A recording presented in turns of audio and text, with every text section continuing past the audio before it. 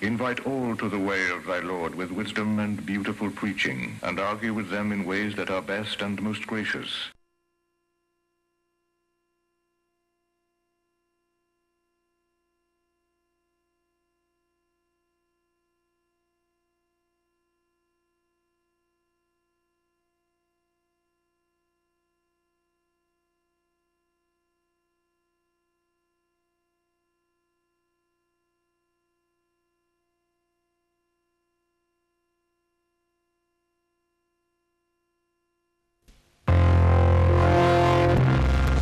In a world so accustomed to violence and brutality, their suffering has stunned us all. These are the people of Bosnia-Herzegovina, the victims of the most vicious campaign of mass murder in Europe since Nazi Germany. A little less than a year ago, the people of Bosnia dreamt of creating the freest and most tolerant state in all of Europe. Today, the evils of ethnic cleansing have turned them into some of the most helpless people on earth. What the world sees are the dead and the dying. Confusion near the rope barricades was getting worse, and hundreds of car sevaks threatened the police cordon.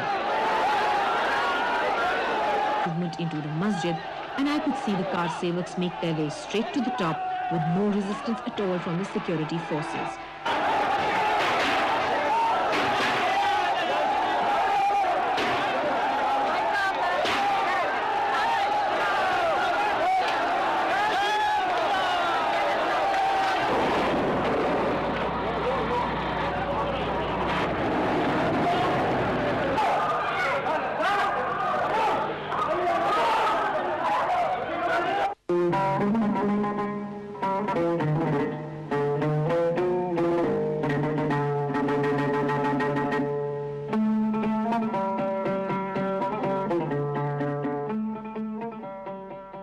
With a couple of sentences.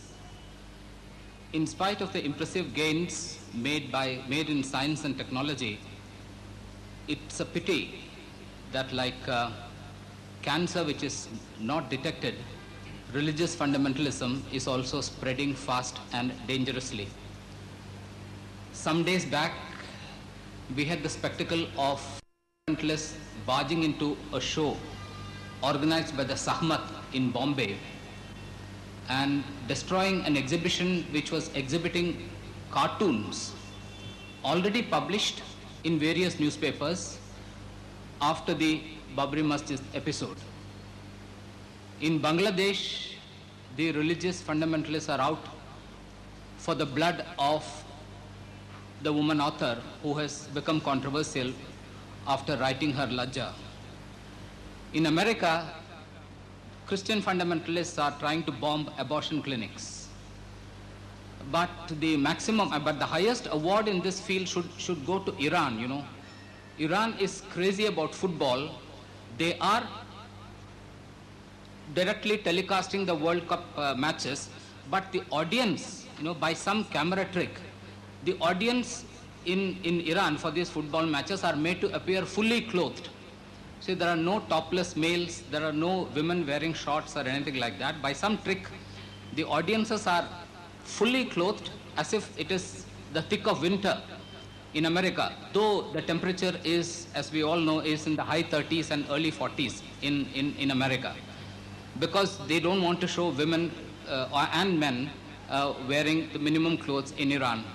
This is the different kind of religious fundamentalism which frowns on any kind of independent thinking and is ready to physically assault people who don't agree with them on their own version of what is history, what is religion, and things like that. There are 4 distinguished speakers in this panel. I shall make a very brief introductions of them. They shall talk on the subject for 15 minutes. After 12 minutes, I shall sound a warning which shall allow them time to sum up. And then after the 4 speakers had finished, there will be a question and answer session. The questions, of course, will be from the audience. They should be brief, to the point, because Indian journalists don't ask questions. They ask Times of India editorial kind of things, you know. I hope such a thing won't happen here. So we'll have short, brief, pointed questions addressed to individual speaker, and I'm sure we are all going to have a lively session. Now, the speakers are as follows. Father Myron Pereira, who is to my left, is a Christian priest belonging to the Jesuit religious order. For several years, he worked at the Xavier Institute of Communications, Bombay, as a communications teacher, writer, and producer of audio-visual material.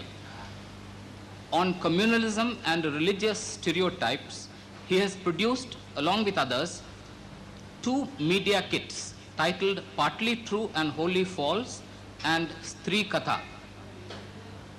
Father Pereira lives at St. Mary's, Masgon, from where he edits Jeevan, the National Jesuit Monthly, and directs the Jesuit Office of Information and Public Relations.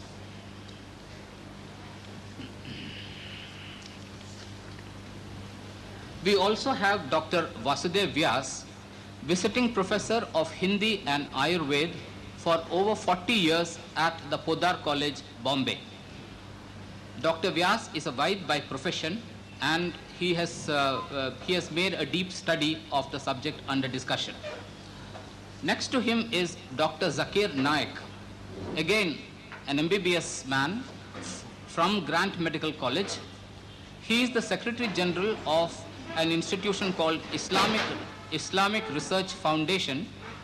He is a student of comparative religion, and I am told he can quote verbatim copious passages from all the religious books, including Bhagavad Gita and the Upanishads. The final speaker is Mr. Ashok Shahane, who has the distinction of translating the controversial book Lajja into Marathi. So we have 4 speakers of different caliber, different categories. It's going to be a very interesting discussion. I now request Father Pereira to start off, or in the football parlance, to kick off.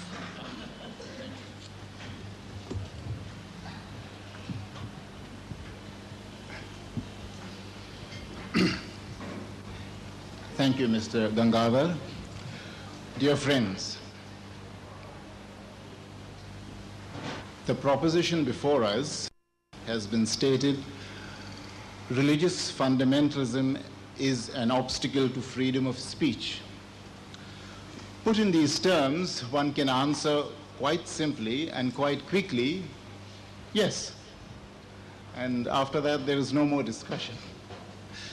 But if one were to do this, of course, it's very misleading, because I think what's important to understand, and I think a group like this is very well equipped to understand, is why is it that at the close of the 20th century, we have a resurgence of religious fundamentalism? Just when we thought that it should be an age of science and technological progress and, well, in every sense of the word, how is it that religion has come back again to the fore, to the headlines of today's papers, and even more, an aspect of religion which we thought had already died decades ago, religious fundamentalism? Not only that, every major religion has its fundamentalists. The context of today's meeting is the Muslim fundamentalism and the wave of attacks against Taslima Nasreen in Bangladesh, and the instances of that in Pakistan and all over the Muslim world. Yes, but there's also Hindu fundamentalism, there's also Christian fundamentalism, there's also Zionist Jewish fundamentalism. I think perhaps I haven't come across Buddhist fundamentalism yet, but Sikh fundamentalism also. So this is not only a religious phenomenon, but a political phenomenon. And that is, I think, an important thing that we'd like to get behind today in today's discussion. So what I want to do now is not to talk about Christian fundamentalism. That, as I said to some of the organizers a little while ago, is not a relevant political problem in this country. If you were in America, obviously you would talk about